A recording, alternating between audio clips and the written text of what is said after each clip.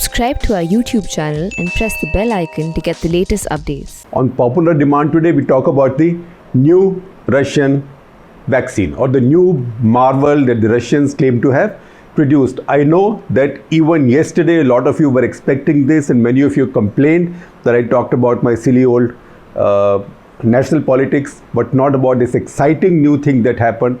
But the reason we didn't talk about it yesterday was we didn't know enough about it. It was just too new, and given the time differential, we didn't know very much. It's not as if we know too much about it even now.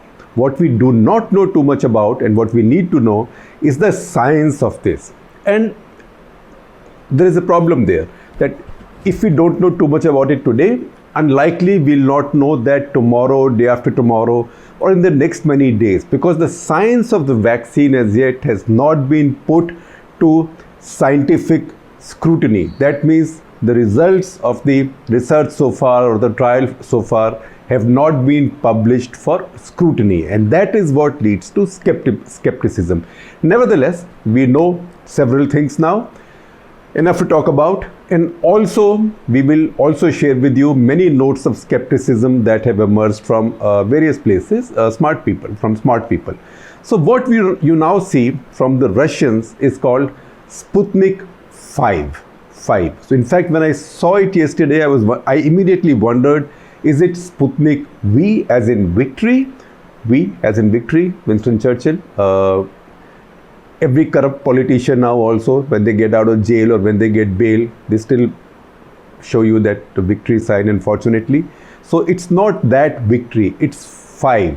And a little sidelight, but an interesting one. Why is it called Sputnik 5? Sputnik, as you know, was the Russian name for the rocket or the satellite launch vehicle.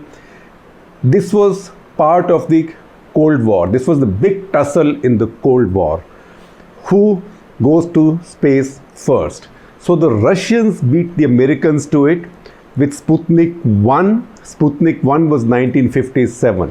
Why did they not name this vaccine then Sputnik 1? Because Sputnik 1 had failed. After that, Sputnik 2 and 3 also failed. Sputnik 4 was successful. So why did they name it Sputnik 4? They named it Sputnik 5 because Sputnik 5 was the one that went into space and came back. And Sputnik 5 had taken on board a mannequin, Putla, a mannequin who was given the name Ivan Ivanovich, a sort of likely Russian name, and also a dog called Zvezdoshka.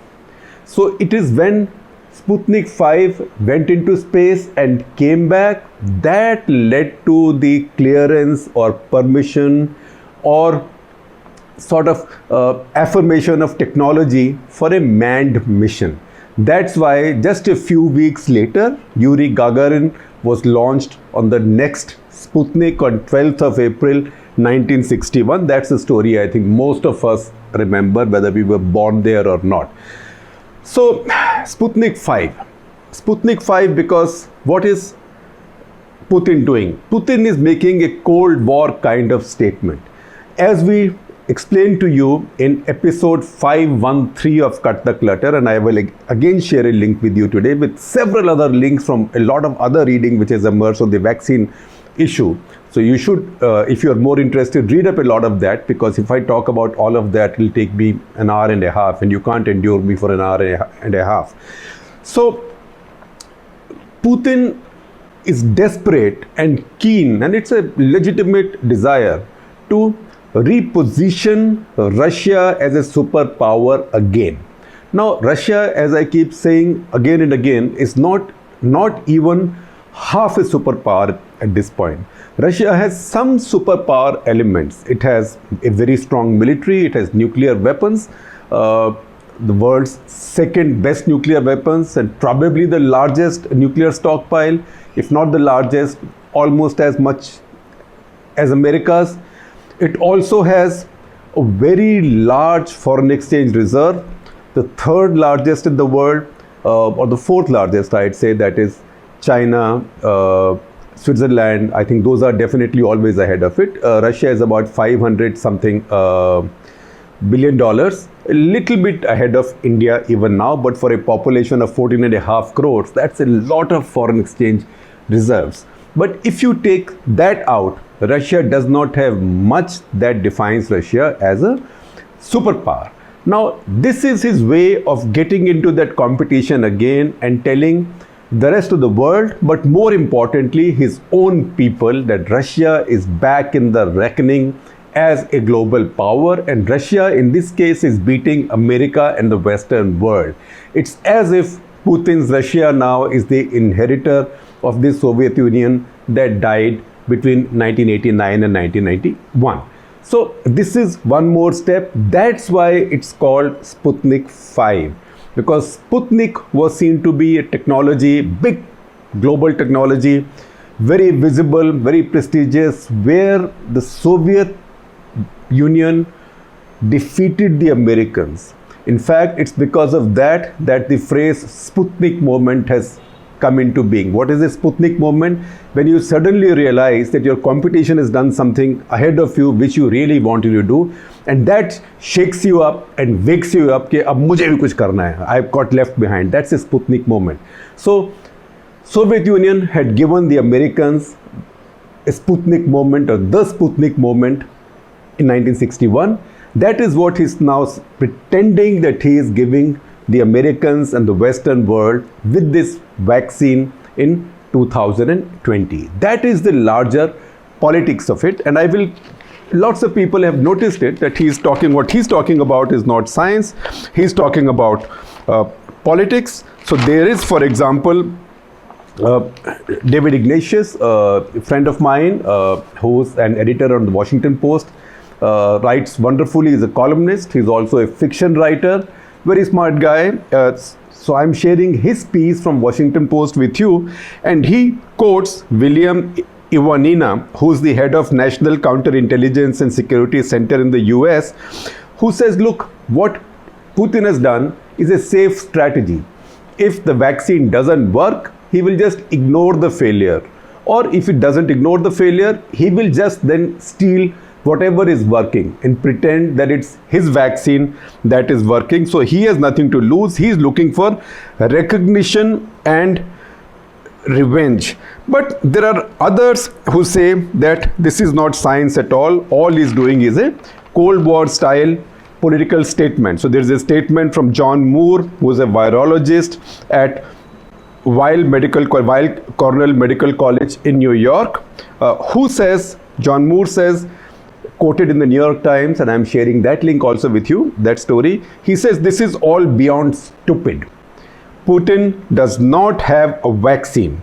He's just made a political statement. And then there are other skeptical voices. There is Daniel Sarman, who heads vaccine safety at Johns Hopkins University, who says, look, a vaccine is not like an experimental drug. An experimental drug is something that you can give to a desperate patient for whom there is no other treatment available, hoping that it will work, knowing that the downside is limited by the fact that the patient has no other hope or no other choice. In this case, he says vaccines are different because vaccines are given to perfectly healthy people in the hope that they will not catch a disease. So even if there is 20% chance of a vaccine going wrong, this is going to cause big trouble. So these are the big, strong, powerful, skeptical voices which have come out. And in fact, if you look at the discussion and debate around the world, it is skeptical. Almost nobody has welcomed it except that nutcase in the Philippines, the leader of Philippines, Duterte, who says he has full faith in Russian technology. But you know, if you have full faith in Duterte, good luck to you. So this was announced in a grand style by Putin. He appeared at the Kremlin, and this was like a presentation to him made by his health minister, who's Mikhail Murashko, and this was televised. In fact, the transcript of this has been published on the Kremlin website, and we are sharing a link with you. Please read that whole transcript.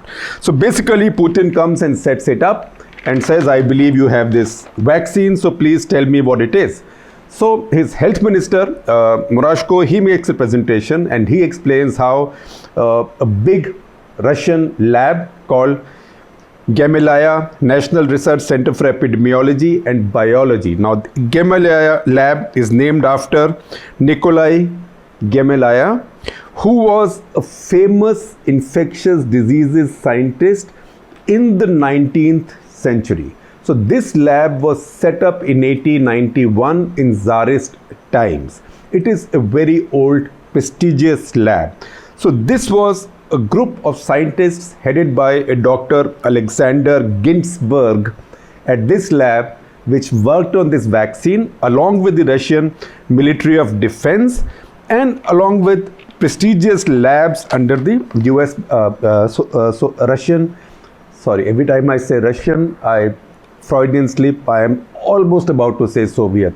So not Soviet, Russian military. So this is a joint venture in a way between Gamaleya Center plus 48th Central Scientific Research Institute of Ministry of Defense, and they were funded by the Russian Sovereign Investment Fund, RIDF.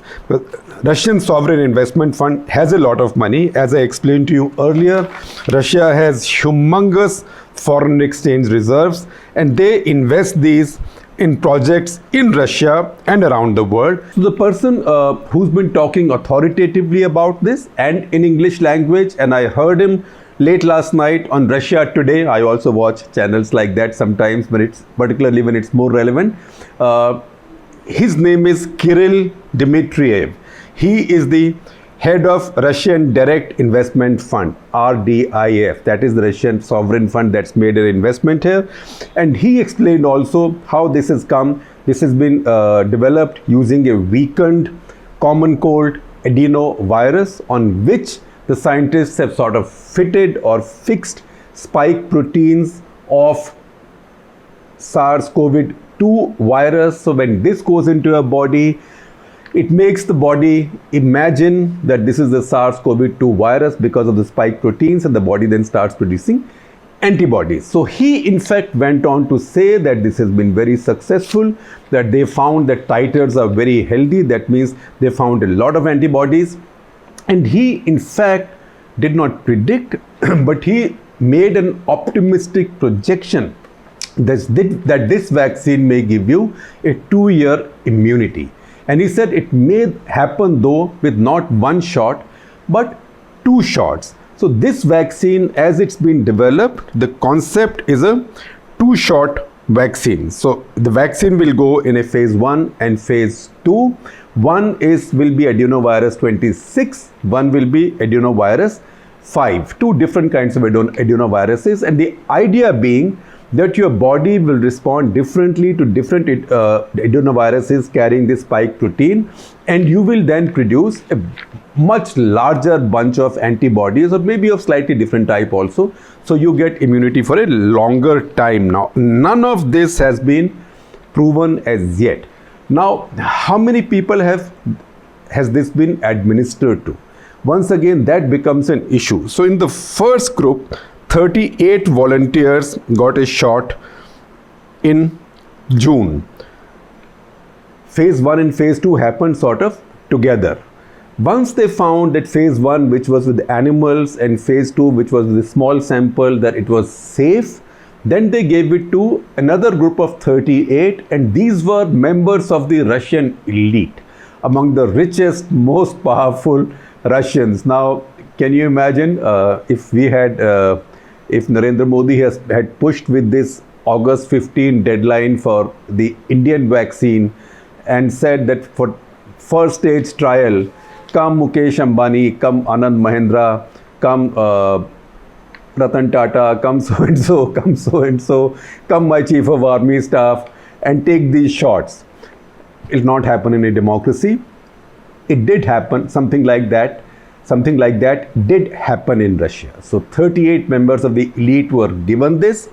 Now, there is always a suspicion that the Russians already knew earlier on that this was safe, and maybe they had conducted covert trials on a larger population, but we don't know. Once again, this has not been put up to any scrutiny, which is the problem with this vaccine. In mid-July, 38 volunteers were injected, And after that, 40 members, a 40-member cohort of the Russian elite was injected this.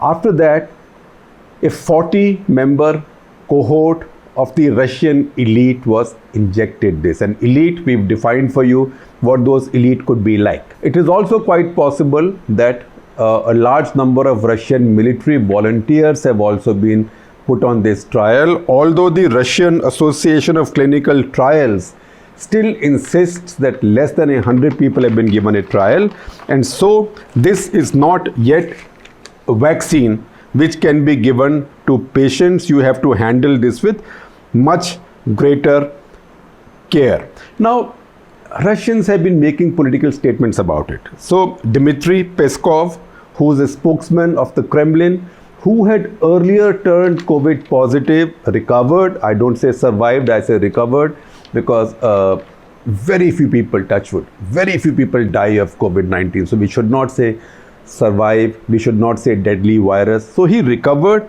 and he said some time back that this is a very good vaccine and we'll try it on many influential people. So he was asked, will you try it on President Putin?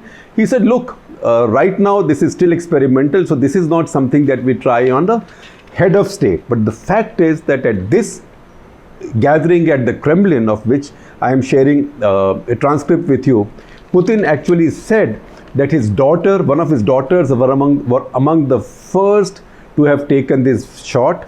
That too, both doses of the shot. He said initially her temperature went up a little bit, minor discomfort, she was okay, most of the other people have nothing. And in her case also, he said the titers are very good. That means a very good antibody count has been found. Now, I don't think I'd like to be Putin's daughter, and I am not sure how many of you would like to be Putin's daughter if your dad were to inject you with an experimental vaccine. But it is not something, remember, it is not something which has never been done. So I've picked up a statement from a scientist, again a virologist called Alexei Chumakov, who heads an institute named after his virologist father, and I will tell you something about his parents in a second. Alexei Chumakov, he says that, look, this vaccine, even if there's a 20% chance it can go wrong. And he says the problem is that you might say that Russia has strong laws of testing, of trials, of safety. But since he's of Russian origin, he says the strictness of Russian laws is compensated by the fact that it's not necessary to follow them. Having said that, I told you I'll tell you something about his parents, and I'm not losing my way. I'm coming from the idea of Putin giving the shots to his daughter. So Alexei Chumakov is one of the three sons of a virologist couple. Virologist couple, their mother's name was Marina Voroshilova. The father's name is Mikhail Chumakov. Both were virologists who worked on the polio vaccine. And when their three sons were still small children, they tested their own polio vaccine by giving their three little boys, sugar cubes soaked in their weakened polio virus to eat. And when that worked and that was found safe, they went onward. So it is not unheard of that people try a new drug on their own children. Obviously, children are not adults and nobody seeks their permission.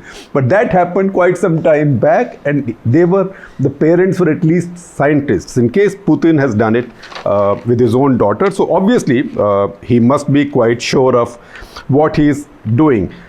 Once again, there is a lot of skepticism, and I'll keep on bringing it in because, vaccines are a very sensitive thing. As we know, globally, particularly in America and large parts of the Western world, some in India also, are vaccine skeptics. There is a strong anti-vaccine movement. And they are waiting for one vaccine to go wrong big time because they want to say every problem in the world, particularly say autism, is caused by vaccinations. And that is the reason a lot of people in America don't take measles vaccines. So if, God forbid, if a vaccine now passed in a hurry goes wrong, this will set back the entire vaccine movement in the world. And that is the concern. Now, the other thing that Putin said was that, look, we expect this vaccine to be much more reliable than others. His health minister said, he asked his health minister in this same conversation, same Kremlin conversation, that are others also doing it? And he said, yes, our Chinese colleagues are also doing something. So the Chinese are also registering a vaccine called CanSino, which we have spoken to you about in the past. It's a Canadian-Chinese collaboration, but more Chinese. That's also based on an adenovirus. Adenovirus, once again, is a common cold human virus. So Putin is saying that ours is based on a human virus. Now, 3 other vaccines, Johnson & Johnson, CanSino, which is a Chinese-Canadian collaboration, and AstraZeneca, all use adenoviruses. But AstraZeneca, as we know, is a partnership with Oxford University, which uses not a human adenovirus, but a chimpanzee adenovirus. The difference here is that this vaccine is 2 shots. It uses 2 different adenoviruses, not one. So there is Putin then launching his big brand. Let me ask you a question. Do you see Russia as a big scientific power or not? If your answer is no, because Russia has not produced any big patents, big brands, when you go around the world, you don't see Russian brands or Russian products, you might be right. But at the same time, Russians make the most silent submarines in the world. The Russian makes the cheapest fighter aircraft in the world. The Russians make the S-400 missile, which is the best in the world in its category. The Russians do a lot of other stuff. When the Russians focus on something, they get it right and they do it to world class or better than world class. It's just that because they are not such a big economic power or market power, they focus on very few areas, and it so happens that they mostly focus on areas that are military or destructive or for heavy machinery, mining, stuff of that kind which consumes a lot of fuel. But see, when they manufacture something or when they design something, it lasts a long time, it's very durable. The Kalashnikov rifle, for example. So what Russia does is, what they produce passes the test of the definition we talk about often, Sasta, Sundar or Tikau. That is cheap, easy to use and durable. So in this case, the Russians are trying to now launch or relaunch their own brand with a vaccine. Once again, while I've told you everything that the Russians are claiming, I will once again share with you some notes of skepticism. So there is François Bello, who's a professor of computational sciences, computational systems biology at University College London, who's called it a reckless and foolish decision. There is Danny Altman, professor of immunology at Imperial College London, who has said that if this goes wrong, if this recklessness goes wrong, then collateral damage has been enormously greater than any benefits that you get from it. And finally, Dr. Anthony Fauci, who we all listen to, he said that I hope that the Russians have actually definitely proven that the vaccine is safe and effective. I seriously doubt that they have done that. So there we are. Putin has now floated into or waded into this big controversy and put his and his country's prestige out on the line. If you ask me for my advice on whether you should take a shot or not, we are not doctors, ask your doctor. If you ask me, will you take this shot? I'd say not yet, not unless I have seen some science and unless I have seen some published data and peer review, and unless a lot of people have used it, because one, I am much too skeptical about such claims, and second, I am not Putin's daughter.